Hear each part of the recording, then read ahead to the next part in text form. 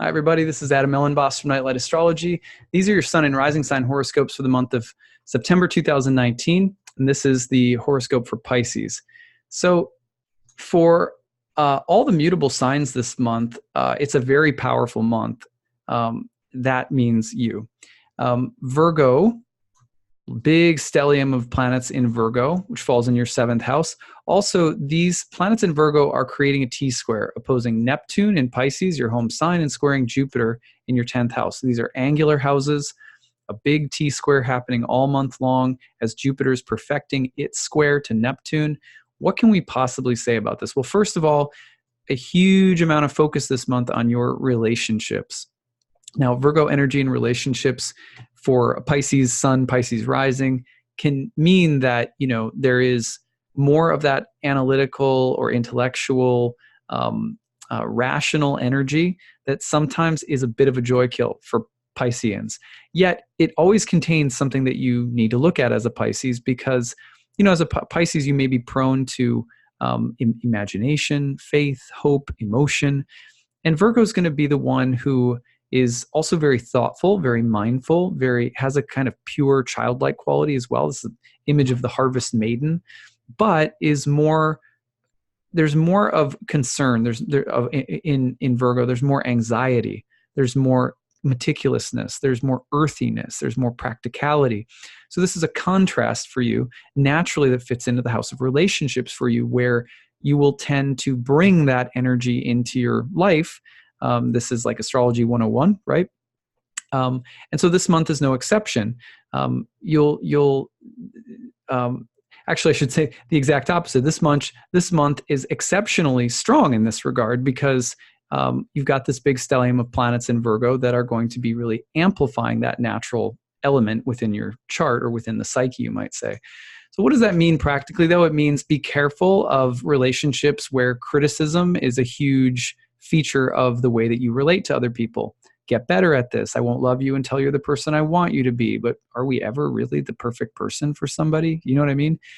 At the same time, sometimes people want to offer us constructive criticism, and we think, immediately we become like needy children that, if you give them any criticism whatsoever, they become, even more selfish and, they slug off like, hey, you might want to try getting a little bit better at this, or you might want to try, you say it the nicest way possible. And it's like, like thinking of my daughter.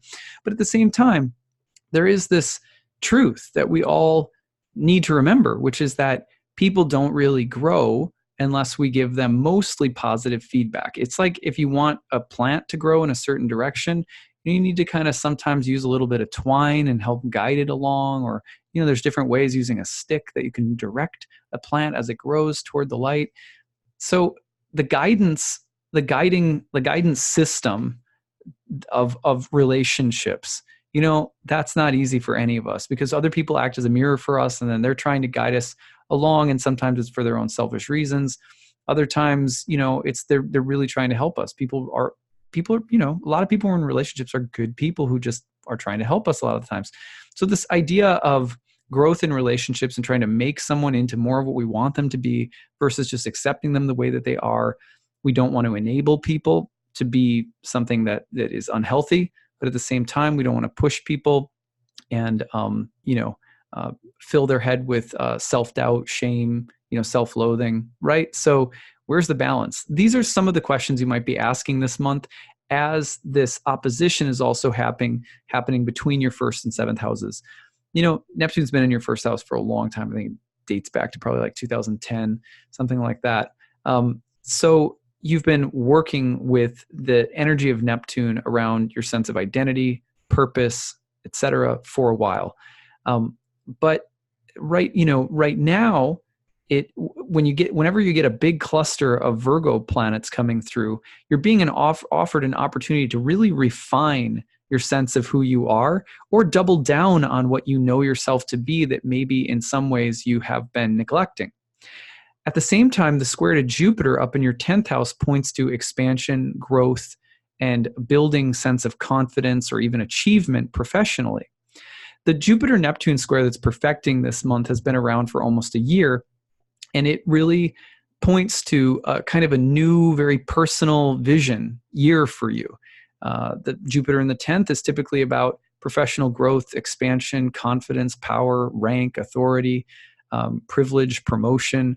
Typically, Jupiter in the 10th house is pretty good. It depends, of course, every birth chart's a little bit different, but the Jupiter in your whole sign 10th is like, along with Neptune in the first, is saying, let's expand our vision of what's possible here. Let's do something different, or let's take it to the next level.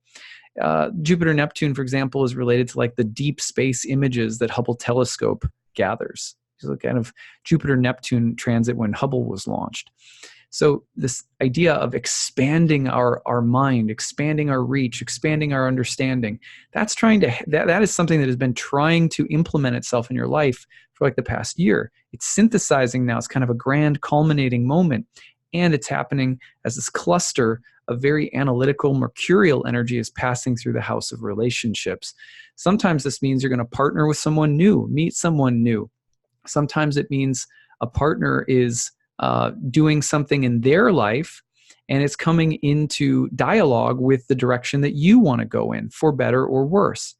Sometimes it also means that there's questions about practical implementation of something, and you're seeking counsel or advice from other people, or again, something that you want to do or become is coming up against the scrutiny of other people. So these are just some of the things to think about. This is really dominant all month. There's a Mars Cazimi in your 7th house at the very beginning of the month, right here. Sun conjoined with Mars, and that's a very empowering moment. You could also see a partner getting a promotion or being granted more authority. You could also be attracted to people right now who, have a lot of executive power and who also may, have a very analytical and intelligent mind. So watch for this kind of like mental, intellectual, rational superpowers at the beginning of the month as well. And again, for better, maybe for worse. And see how that's appearing, though, specifically in relationships with others. Now, between the 3rd and the 5th, you're going to see a Venus-Neptune dynamic that really highlights love, romance, and things like boundaries in relationships, sacrifice in relationships, longing in relationships, shared values or divergent values in relationships. So it's even sexuality and issues around sexuality in relationships, or physicality, beauty. Got to be careful of the intoxicating effect of Venus opposite Neptune. Easy to wear rose-colored glasses. That lasts between the 3rd and the 5th. Then you move up from like the 8th to the 12th. And when you get to that little window, you're moving through, you're going to see Mars and the Sun going through squares to Jupiter. That can be a very empowering and very productive period of time where people might grant you more responsibility or power again, or you may find that you're naturally gaining the attention or attraction of other people. Again, you could see a spouse's career taking off, or a spouse gaining power. You could also be attracted to people who are powerful, smart, but maybe a little puffed up or too high on themselves, or even kind of bullying. So, because it's kind of, Mars, you think of the Sun, authority, wisdom. You think of Mars, power, will. And you think of Jupiter, just blow it up and make it bigger and even more sort of grand. So that energy comes through between, say, the 8th and the 12th of the month, and, should hit the house of relationships and career simultaneously. Now, when we go through to the 13th to the 15th, I really like this little window of time because of 2 transits. One is the full moon in your home sign of Pisces, really putting the focus on you. Moon and Neptune, questions, confusion about who I am, what I want, what I'm doing, but also just the need to be in your own imaginative, emotional, moody zone, just more of a self-focus.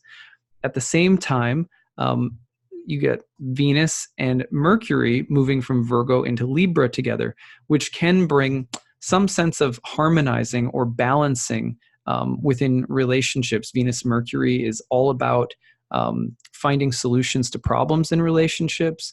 It's about beauty and writing and art and a beautiful articulation. So you can, communication can be very beautiful or lovely or productive around that time. But overall, it bodes well for anyone or anything that's in the arts, as well as maybe people who need some healing or some kind of diplomacy or mediation in relationships. Even it's a great time to find like a counselor or good advice, stuff like that. So then we go forward, and the second part of the month really kicks in around the 23rd.